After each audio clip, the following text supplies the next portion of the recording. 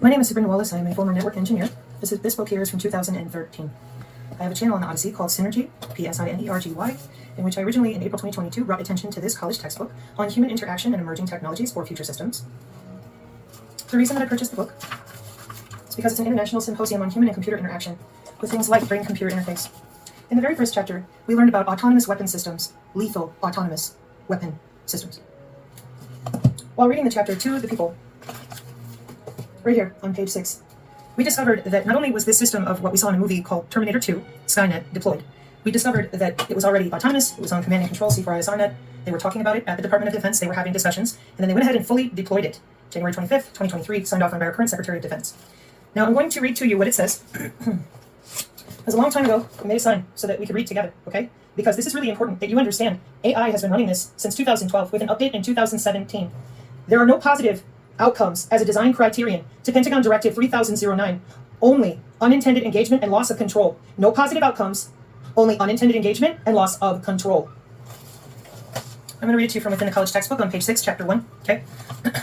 Just as military personnel will have to develop and maintain trust in lethal autonomous weapon systems, trust will also have to be established and maintained throughout the law's lifecycle. That is, the design, development, deployment, maintenance, and upgrades. Interestingly, the Department of Defense 3009 does not refer to positive outcomes as a design criterion.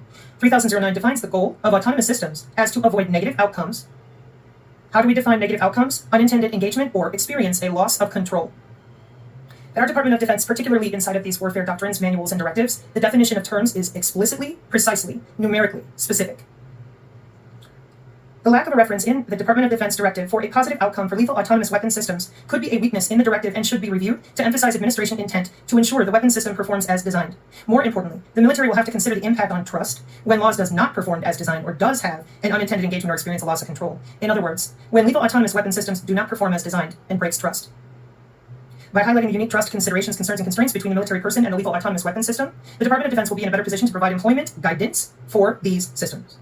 NIST, National Institute of Standards and Technology, Trust in Artificial Intelligence 2021, explains in clear language the AI revolutionary challenge, why trust is so important and difficult to implement. Quote, the artificial intelligence revolution is upon us with the promise of advances such as driverless cars, smart buildings, automated health diagnostics, and improved security monitoring. Many current efforts are aimed to measure system trustworthiness through measurements of accuracy, reliability, and explainability, among other system characteristics.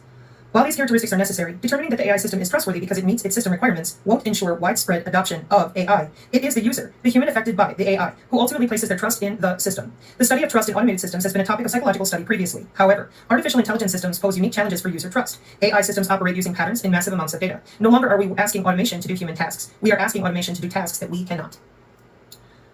Let's see.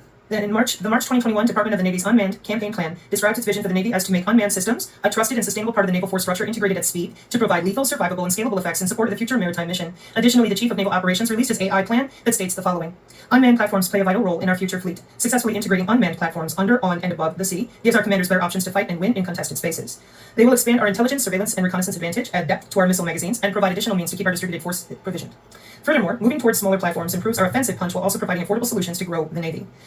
Reference 17 in the reference section. The plan calls for the Navy to develop, test, and deploy unmanned systems to perform the dull, dirty, and dangerous missions. Some of the systems in development are the MQ-25A Stingray, unmanned carrier-based refueling tanker, Overlord unmanned surface vehicles, Sea Hunters, and Ghost Fleet Overlord. The United States Marine Corps is developing and testing systems such as the supply glider effort that DARPA has assisted with. The U.S. Army is developing advanced targeting and lethality automated system, that would be Atlas, which will use artificial intelligence and machine learning to give ground combat vehicles autonomous targeting capabilities. I'm going to go ahead and show you the references here for Skyborg. That one's down here, and 17. If you want to know more about this college textbook, if you want to know more of what's in that first chapter, I would recommend you to find a synergist to try to have a conversation. Okay, so what are we here for today? Well, we have a problem out there right now in which a lot of people have been talking about a very specific directive. But in this directive, which is 52401, and we saw it on the InfoWars with Maria Z, and it has sections A, B, C, and D for drones. But it did not mention by numerical reference, 3009, the one I just read to you, okay? That directive is fully deployed, January 25th, 2023. Fully tested, fully deployed, autonomously. Okay? The mesh networking, in order to make that system function, has been running since 2005. This warfare doctrine that we are currently under is network-centric warfare. It targets networks using sensor technology. Network-centric warfare targets body area networks. This doctrine of war has been fully in place with our global information grid that is watched over by Strategic Command since the 90s. It has had ongoing upgrades with the DIA and all affiliated agencies that use our Department of Defense Defense Information Systems networks with DISA and CISA. So, when Maria Z went out there, allegedly on somebody's Substack, they had posted, an update to a directive. And I'm going to try to make this a little easier for people to understand, okay? 5240.01. And Maria Z parroted whatever it is that this person did not fully comprehend. This is a problem. So they told people that the Department of Defense would be able to come in, kick your door down, do things to you, take physical action against you in your home or in your town.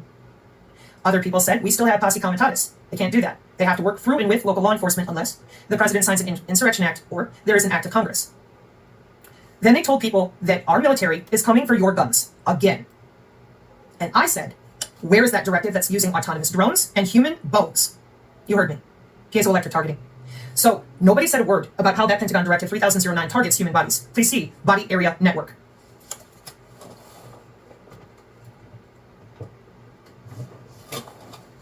This is the Synergy Techmetric PDF, courtesy of a friend who's helping me for free. She has made a Google Drives or Google page for all of our PDFs. This is the main one because there's nothing in here except documentation from the wireless industry that is properly in alignment, not only with Pentagon directives and healthcare, but the wireless industry's forward deployment of 6, 7, 8, 9, and 10G test beds for Agenda 2030 and the C40 Cognitive City initiatives. Everything that you see here in these 4 boxes can be done remotely to your body. We are not watching you with infrared. We are not watching you with LiDAR. We are not tracking you with GPS.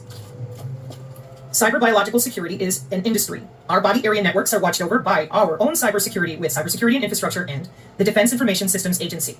Why? Because you have to have the highest American clearance in order to use the SCI networks, computer networks, to log in and out of bodies. This is watched over by our Department of Homeland Security to hand out appropriate library access to access nodes inside of body area networks.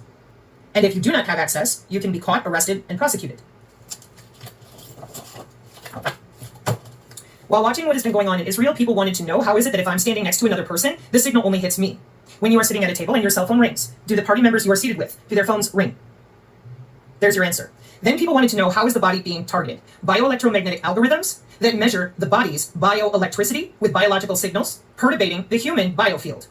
It's a piece of anatomy. The bioelectromagnetic algorithms are then written into our normal classified machine learning, naive Bayes, and all classifiers of algorithms, and then the machine learning is what reads what's going on under your skin and reports it back to a database called your digital twin that the Department of Defense has been working on and with for 50 years. These biosensor systems are very robust. They are part of our current network-centric warfare doctrine. They also are what the kill box is using in order to proceed with appropriate targeting since 2005. How are they doing it? You are connected to the cloud on that same secure system backend with our government for Body Area Network, Department of Homeland Security, Cyber Biological Security. Period. Now, if you look up Body Area Network, you're going to end up on the Wikipedia, and you're going to see a symbol that looks like this. That's because the nano is inside of the Body Area Network, which is inside of another network, and so forth. The sensor systems are inside of you. They are not easily accessible to hackers, since bare minimum, 2011 Wiley article. Please see other videos on the channel for more information. The Rumble archive is very robust with that information.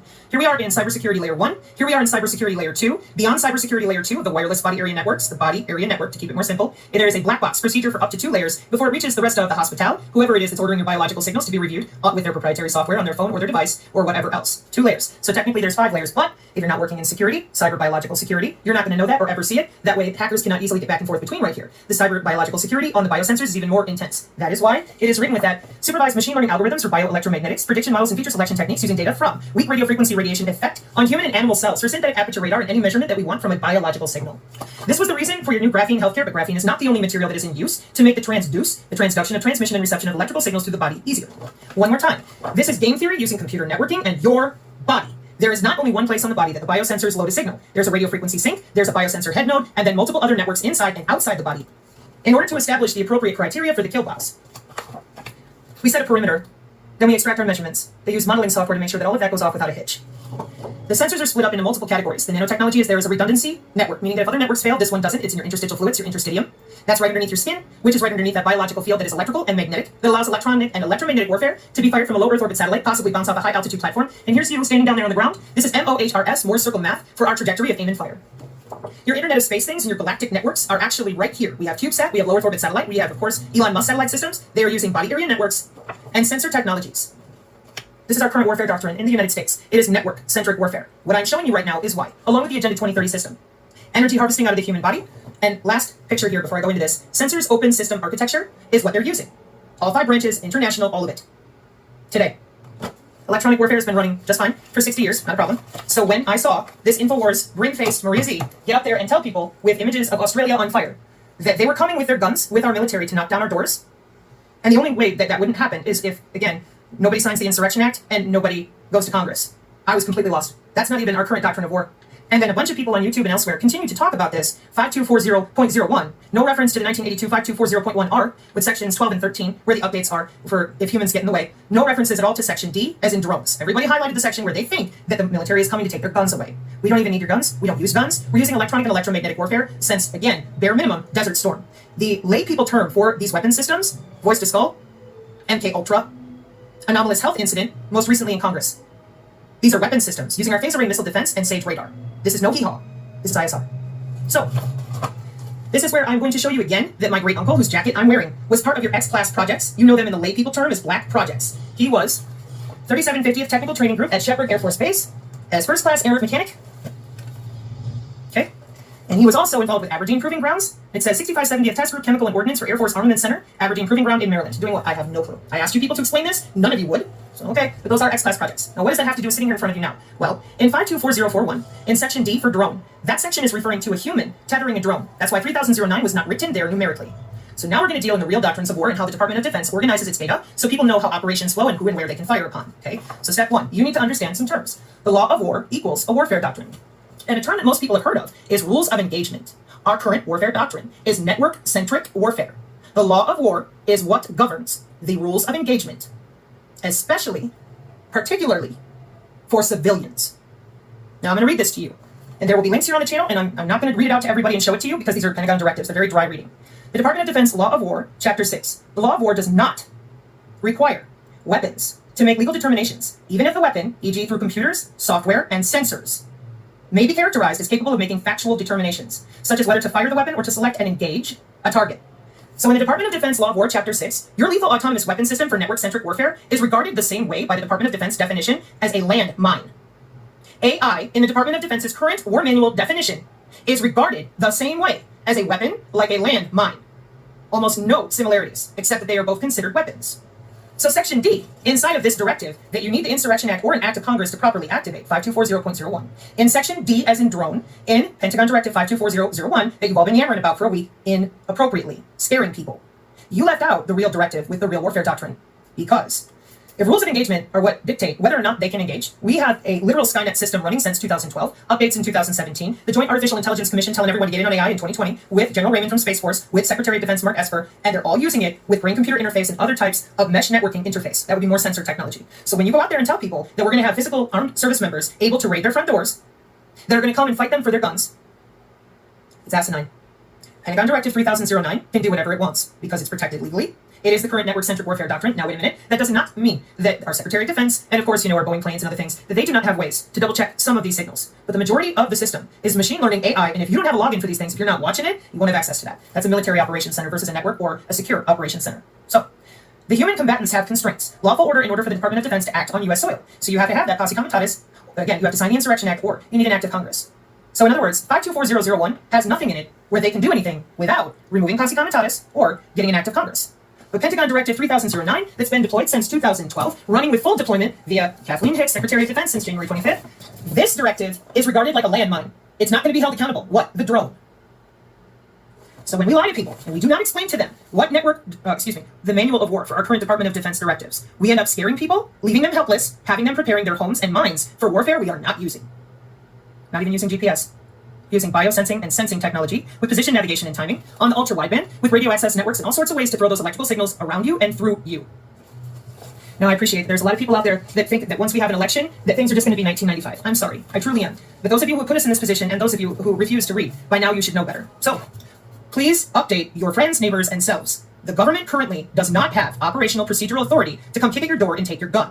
But a drone can fly over your home, render you inert in your bed, or interrupt your intracardiac network using intra-body communication. Then what are you going to do?